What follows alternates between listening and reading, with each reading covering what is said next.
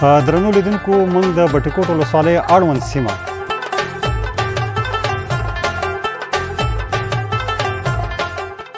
جان دی کٹی کور ککے او بلم گورے چکے بڑا ستای بڑی کا کسانگند دلکا کالم شرانم جان دی کٹی کور ککے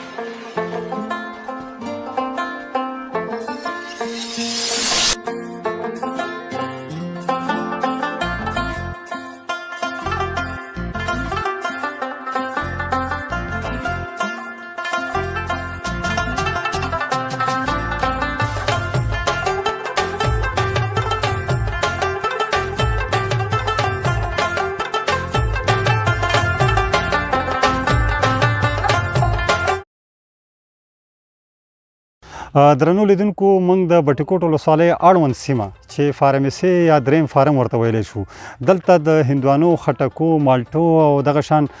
د نورو سبزیجاتو فارمونه دي دغه نندارې زموږ سره وګورئ دغه ښکلاګانې وګورئ او دغه ښکلاګانې به تاسو څنګه ګورئ باید تاسو زموږ چینل د انځور په نوم چې دی هغه سبسکرایب کړئ او د هېواد ښایسته ښکلې نندارې زموږ سره یو ځای وګورئ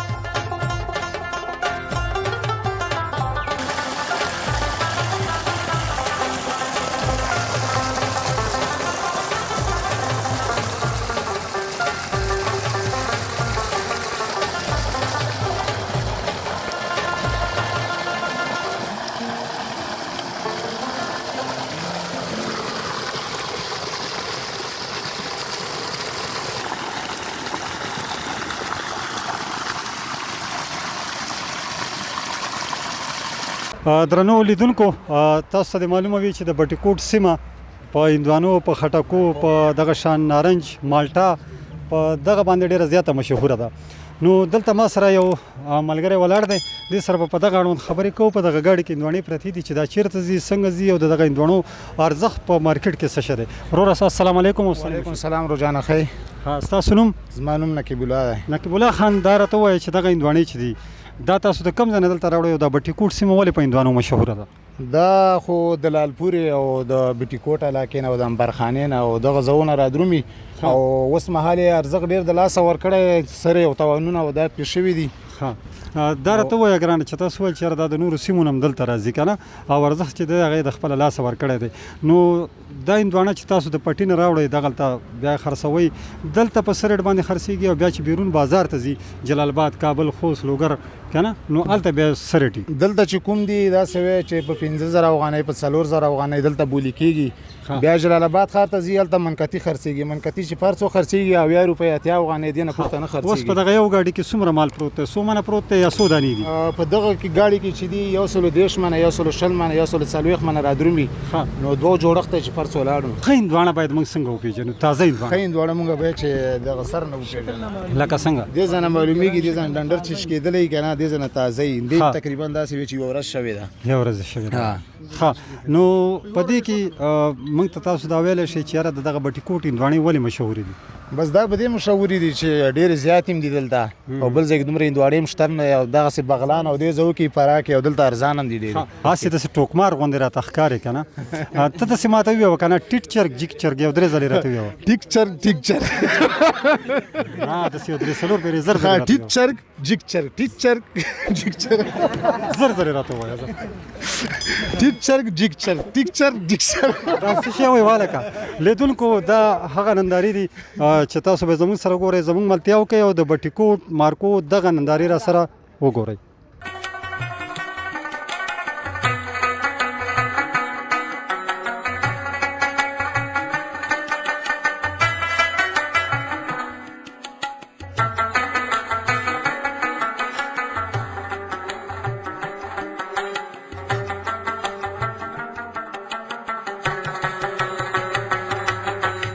د انځور میډیا درنو لیدونکو دا د موږ د بټي کوټ ولسوالۍ د فارمیسي یعنی د دریم فارم په سیمه کې شتون لرو دلته څنګه چې مخکې موږ یادونه کړې وه چې د خټکو هندوانو نارنج لیمبوګان او دغسې نور ډېر میوجات کیږي نو په همدغه اساس دغه سیمې ته راغلي او په دغه فارمیسي چې ورته وایي یا دریم فارم چې ورته وایي په همدغه اساس یې ورته وایي چې دلته د هندوانو او د مالټو او د خټکو دغه فارمونه دي نو موږ سره د دغې سیمې یو ځایي اوسېدونکی چې دلته کرونده هم کوي ناست دی دی سره به خبرې کوو السلام علیکم وعلیکم السلام ورحمت الله وبرکاته ستاسو نوم نوم مې عباد الله خان دا راته ووایه چې فارمیسي څنګه چې ما وویلې که نه چې دریم فارم دغلته د هندوانو خټکو فارمونه دي دغه خبره دې سره موافق یې را سره که نه او دلته د مالټو سربېره هندواڼې خټکي او داسې نور نارنجان نیمبوګان او دا هر څه شته د په بنا باندې دې کې دغه هم شته سبزیان هم شته دی همدارنګه رومیان او دا هر قسم سبزیان دلته کرل کېږي دا یوه ډېره ښه منظره ده دې ځای له هر سړی چکر دپاره هم راځي د دې تخم د کوم ځای نه راځي دا څنګه کرل کېږي که دا لنډ نظر راکوي دا تخم د پاکستان نه راځي یا د نورو همداسې هند نه هم راځي د نورو ولایتونو هېوادونو نه هم راځي نو ظاهر نه خو ډېره ښایسته ښکاري خو ستاسو د تجربې مطابق چې دغه سپین ټاکې ډېر ولري دا به خوږه او شګلنه او ښه هندواڼه وي که نه انشاءالله نو ګورو یار لیدونکو چې دغه هندواڼه څنګه هندواڼه ده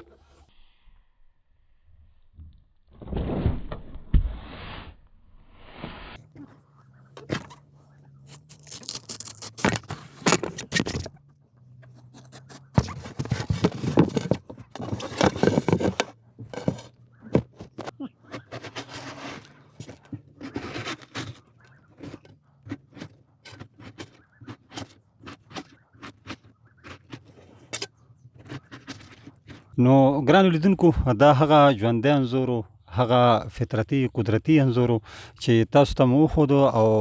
کاري صاحب چې دغه هندواڼه موږ ته ماته کړه ومخوړه د دې خوند او رنګ دواړه تاسو ولیدل تاسو زموږ سره پاتې شئ او تاسو باندې د دغه هندوانو فارمونه ګورو چې دی کرل شوي دي او کاري صاحب څنګه تشریح وکړه چې یاره دا په دومره وخت کې کېږي زموږ سره پاتې شئ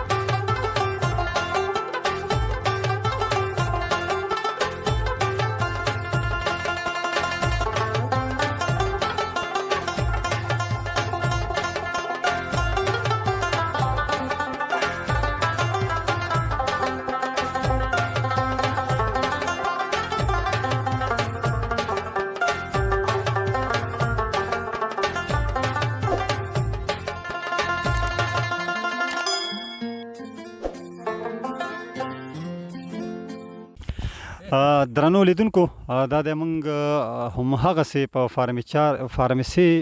سیمه کې موجود یو یعنی په دریم فارم کې تاسو باندې موږ د خټکو د هندواڼو نندارې وکتې خو اوس دغه فصلونه چې کیږي د دې کرونده چې کوي هغه محنتي هغه محنتکش دهقانانو سره ناست یو دوی سره به خواله کوو. السلام علیکم. او نوم؟ وعلیکم سلام. ښه جوړي. نوم دې څه شی دی؟ سردار ولی. ته خو داسې خفه ناستې سردار ولی وروره او څه شی تابع را تابع یم یا خو عاشق شوی او یا د غمونه ډېر دي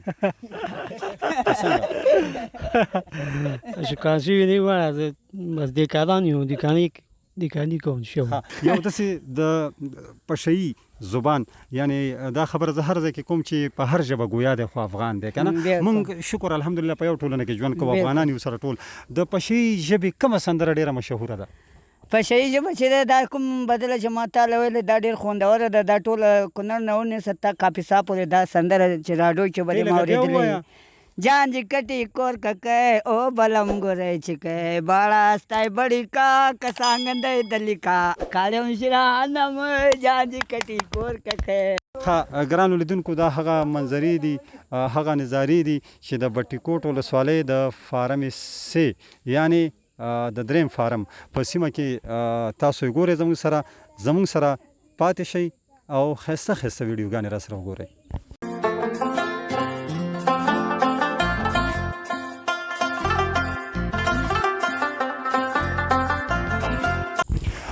ګرانو لیدونکو دا وه د نن ورځې ننداره د بټي کوټ ولسوالۍ او د هغې د خوا او شا سیمو چې تاسو زموږ سره وکته. تر بلې خپرونې پورې ستاسو نه زه اجازه غواړم. تل دې وي افغانستان. زنده باد.